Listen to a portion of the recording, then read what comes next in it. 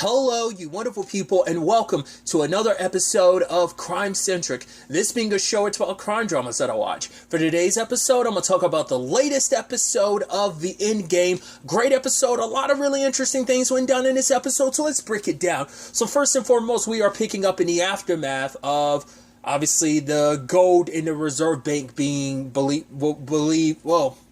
I'm surprised there was not more pushback, but maybe in the media there was, but we never really got to see it. But the skeptic put it out there like, right, all the gold in the federal bank is melted and it's fake. But we didn't really get to see, like, generally, like, how the media portrayed that situation. Obviously, President, Wright, I was blanking on his name for a second there. President Wright has to show up in person to kind of appease everything, make it seem like it's all A-okay. And he talks to Director Owen like, right, we're going to smile towards the camera. You're going to tell me how the hell this happened. And I love the moment he got in there. He's like, oh, let me guess, all the evidence points to me. The funny thing is that you immediately, I mean, that should be suspicious in its own right, that you immediately, like, no one said anything to you yet. And you've already been like, oh, like, Fedorovas got everything pointed towards me, doesn't she? Go ahead. And it's like, and, you know, Dokes being who he is like, no, sir, there's no way we believe that. And then Roy was like, yeah, but a lot of people around, he's like, right, the fact of the matter is she's built quite the ladder to me. He's like, yeah, she's taking down everyone else. And if they end up being the corrupt people they are, they deserve to go down. But what about me? I'm innocent. So, and Roy was like, yeah, I just follow. I don't trust Elena either. I just follow the evidence. In my heart, I am just a cop. He's like, you're a good cop and everything. So, but I'm gonna need you to stay here and look over the bank situation.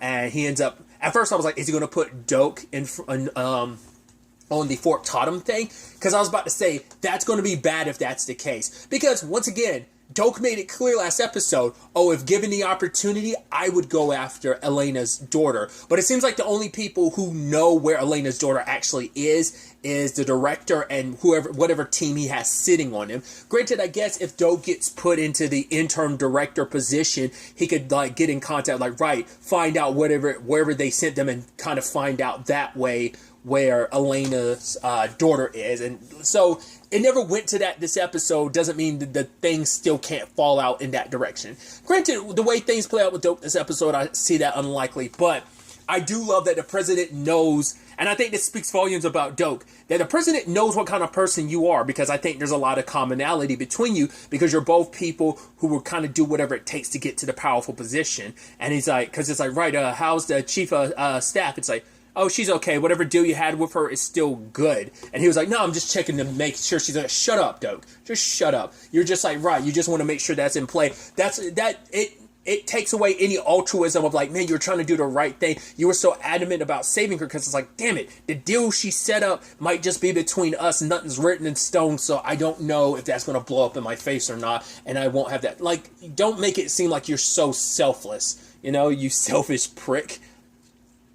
But, yeah, the president's like, right, find that gold, and Doak is doubling down, trying to find out when they took the gold and how they could have managed to do it. Basically, at one point, they looped the security footage, so they were able to kind of take the time necessary, like, to move the gold out. That's a lot of gold, but I think they ended up finding out they used, like, some underground tunnels to kind of end up making it happen, but nevertheless. And apparently, they didn't put the gold 100% back 100% right, which I'm like, Fedorova, I mean, Elena is such a stickler for details. The fact that you would think, like, right, I mean, these are her people, not her directly. These are people who are following her orders, but she's very particular. But I guess it's like such a minute detail. Most people didn't catch it anyway until they knew what they were looking for. But you almost go like, it has, like, there never seems to be a fault in Elena's plans.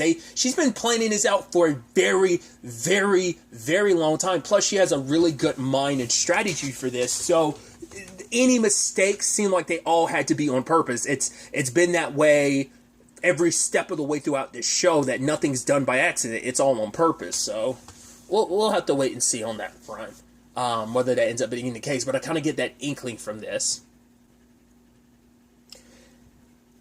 And obviously, with them being the ones, everyone, you know, the director, Anthony, Elena, Val, all being in the know about the truth, it kind of puts them all in danger. So, and Dokes only knows, like, right, he knows the president is connected to the mind that the chief of staff had, but other than that, he doesn't really have, like, the deep connection of knowing, like, right, what this is all about. That's why from the surface level, he's still kind of like, oh, we'd never believe anything that would lead to you, sir. So that's why he's still also like that, but he's also, once again, the selfish opportunist that he is. But we'll kind of get into Doke a little bit more as we break down more of the episode. But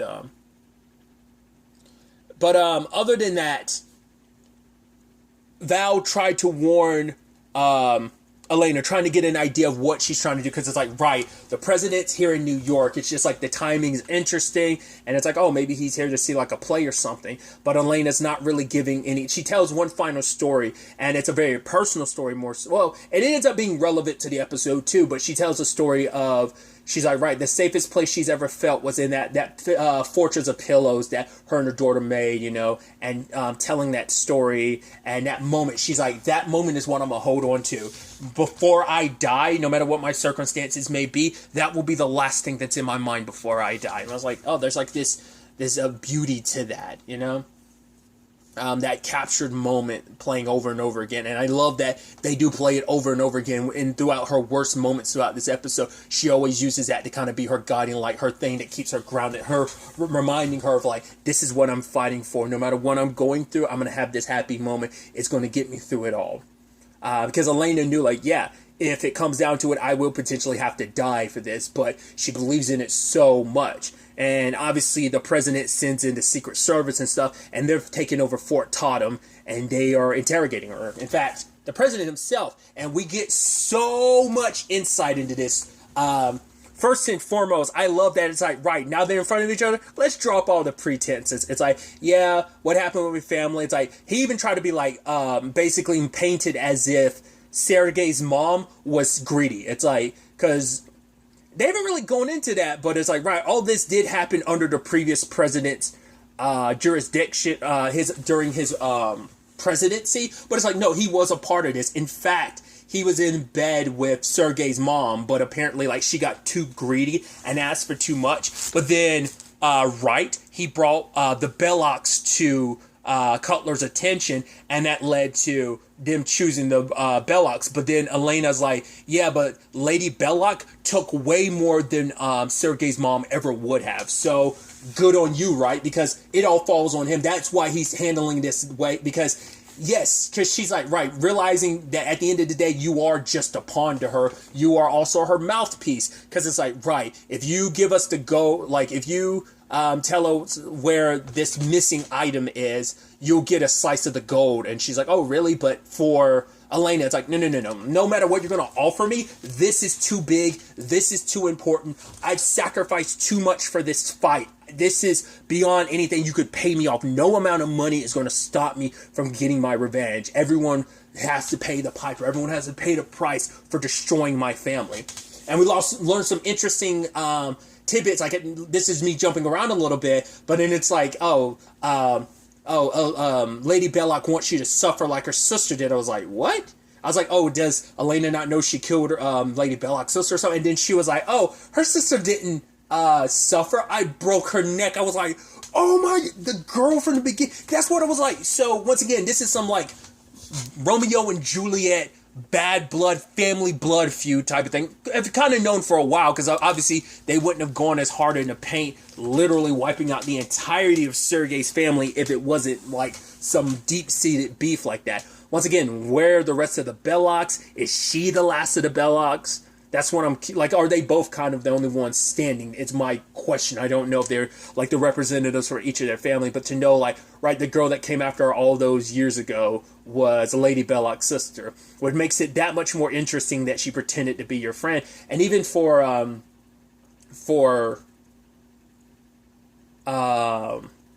Elena, it still strikes a chord of like, right, at one point in time, they spent enough time together that it was like, right, she was the person I was closest to, and it turns out that was all a lie, just to get close to me and my husband so she could kill us all. So finish what she started before but couldn't, well, finish.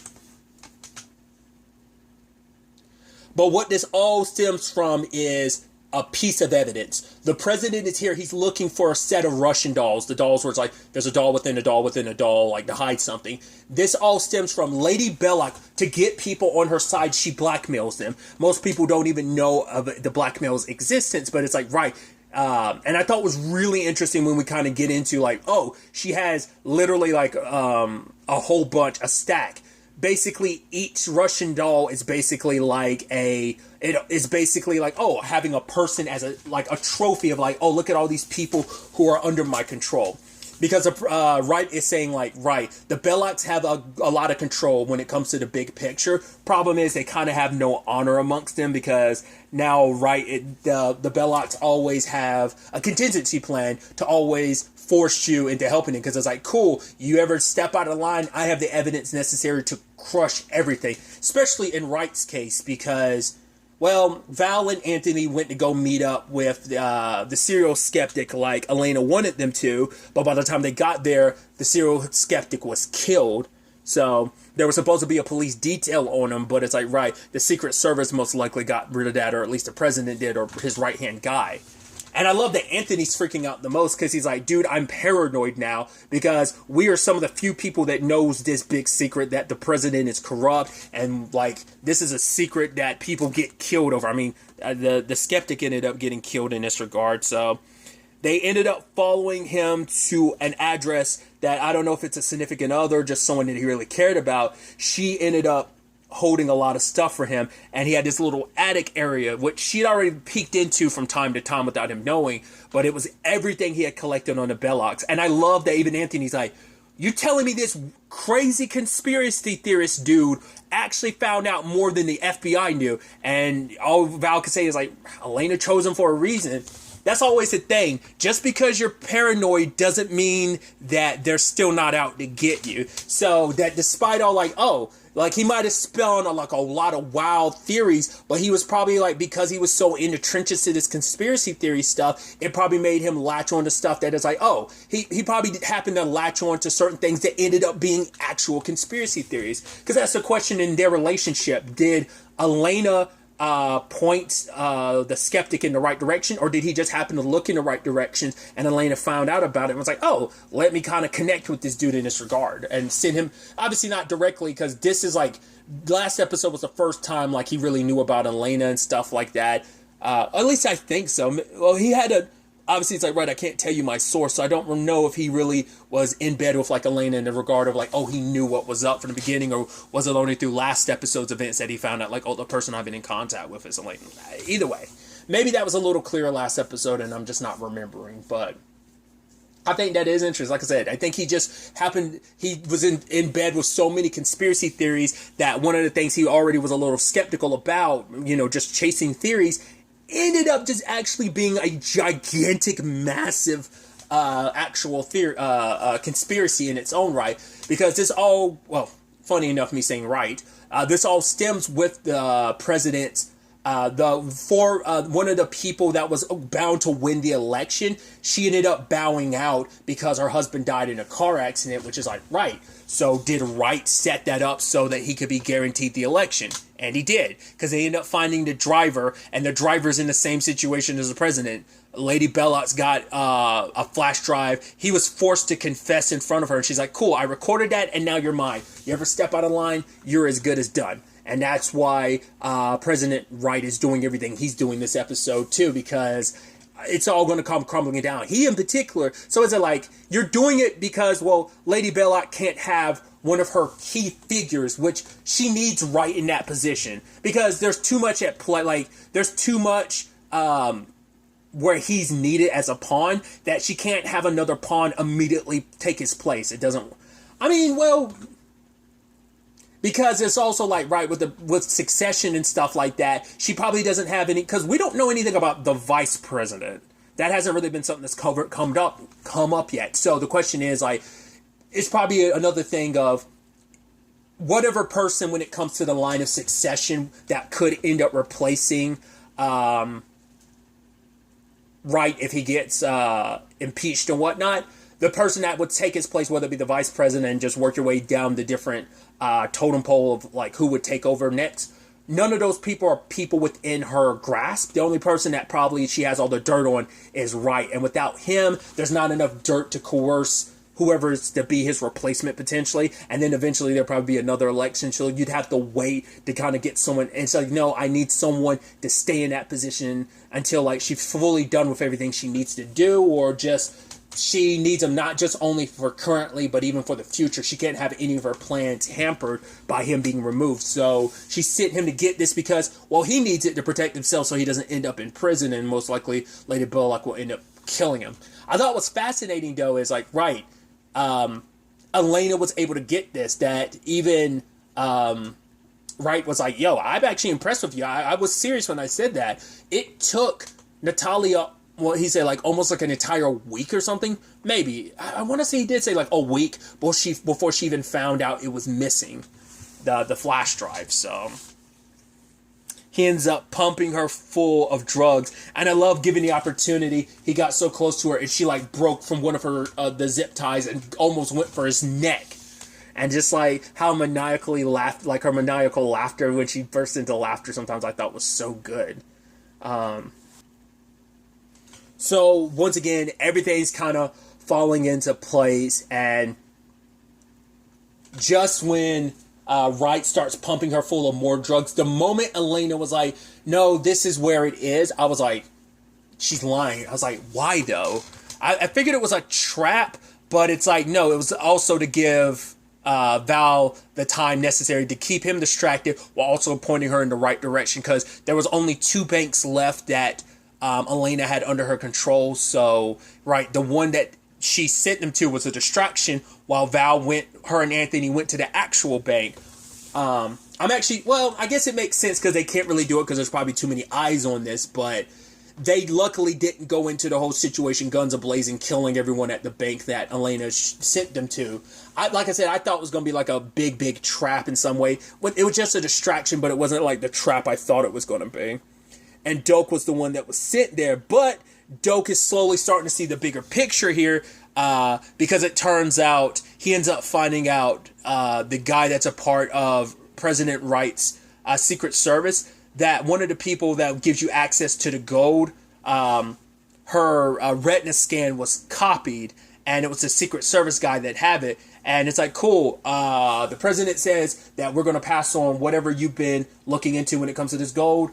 Go into the bank and take the bank back. But any stuff, we're going to put our own people on investigating it. And I love that line from Director Rial being like, right, all that glitters isn't gold, is it, Doak? And he kind of looks pissed off because he almost feels like it's Rial, like, rubbing it in his face because, like, Rial knows the truth. Like, they had their conversation in the last episode of him being, like, be careful before it bites you in the ass. And he didn't want to listen.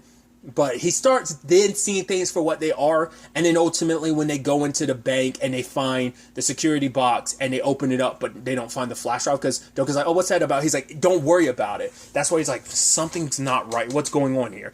So in the end, Doak might be the selfish prick that he is, but in his own way, he does legitimately just want to do the right thing. And so I do believe that when the time comes, he might be the type of person that will always look out for his best interest. When the time comes, if it means taking down the president, once he finds out, oh, the president actually is corrupt, it can still work into his favor with the chief of staff. He still has that card to play, but I think when the time comes, he will do the right thing and help take down the president. So,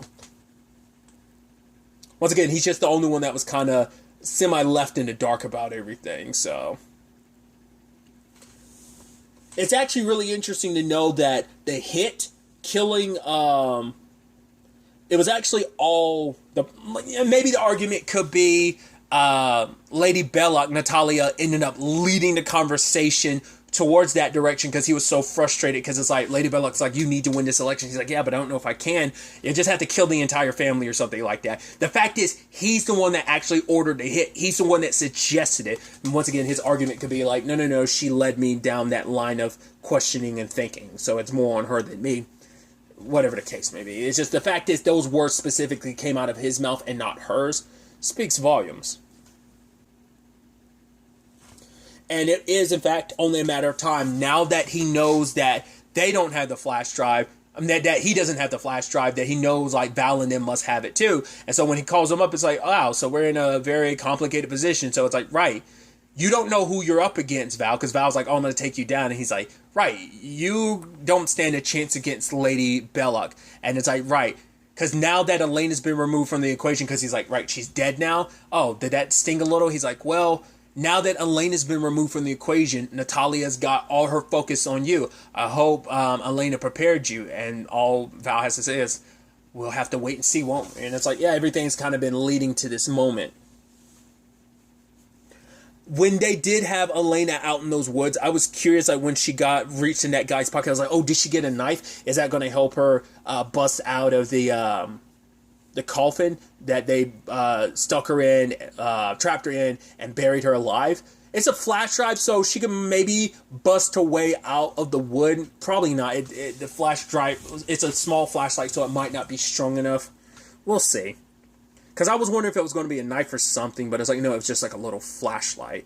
So I guess like she need because if she's left in the darkness, she might panic more. But with a light source, it keeps, her being like, okay, it's going to be okay. So she can focus on that memory, but also kind of keep her breaths kind of shallow and not panic. At the same time, this is all going down. We pop in from time to time with the whole Sergey and Owen situation. Sergey's pretending with Owen like everything's okay, everything's super copacetic, the plan is still what it is. He's like, right, if there's any changes, you gotta let me know ahead of time. He's like, yeah, sure. And just Sergey's just got that look like, I know you're betraying us, Owen. And so this is all about 4 trucks arriving, and it's like, right, the one with the blue ribbon is the one we're looking for. And then they start talking about the buttons. So it's like, oh yeah, that's a lot of buttons. And so I don't know if that's every piece of gold, but now we're like, right, it makes sense. This prison we know is connected to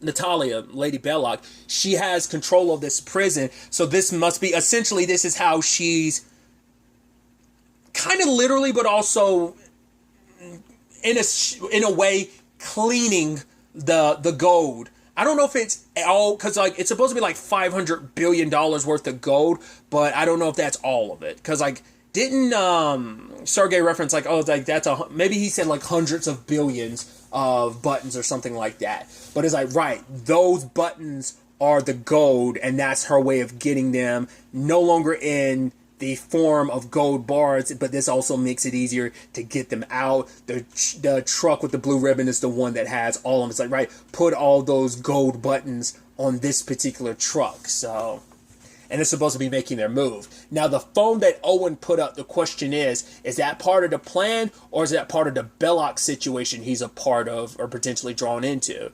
Because it's like, Sergey was like, yeah, when this is all said and done, we're going to go back to our wives. And, Owen's like, right, the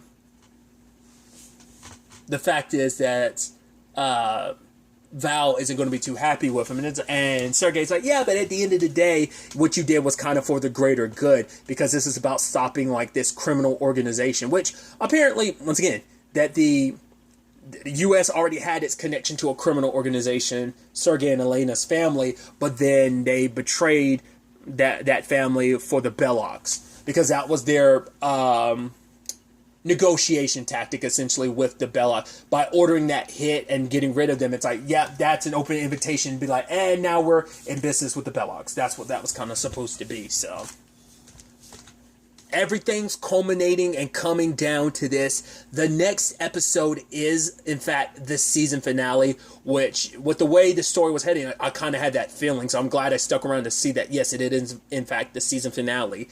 It's going to be wild to see how this all plays out, where this all goes. Owen's betrayal, the president and Lady Bellock coming after Val having, Anthony, the director, potentially Doke on her side. It seems like they're supposed to be under the belief that Elena's dead. She's not. But like I said, I caught a glimpse of something that I don't want to talk about just because it was part of the promo and it's kind of spoilerish, but it kind of coincides with, like, right, it plays into, like, of course things are going to play out that way, but to anyone that might have avoided the previews, I won't spoil the thing that's part of the promo. But it's definitely going to be interesting to see how this all plays out.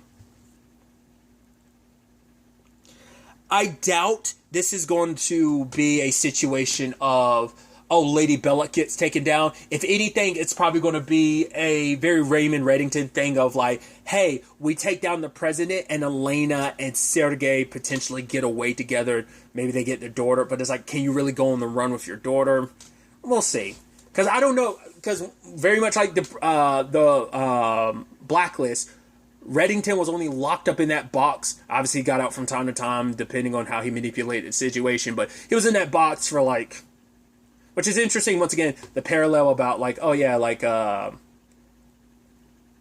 box comparison that, like, was being made in this as well of... Elena was talking about the box being the pillow tower fortress that was made. It ended up also being the box that the...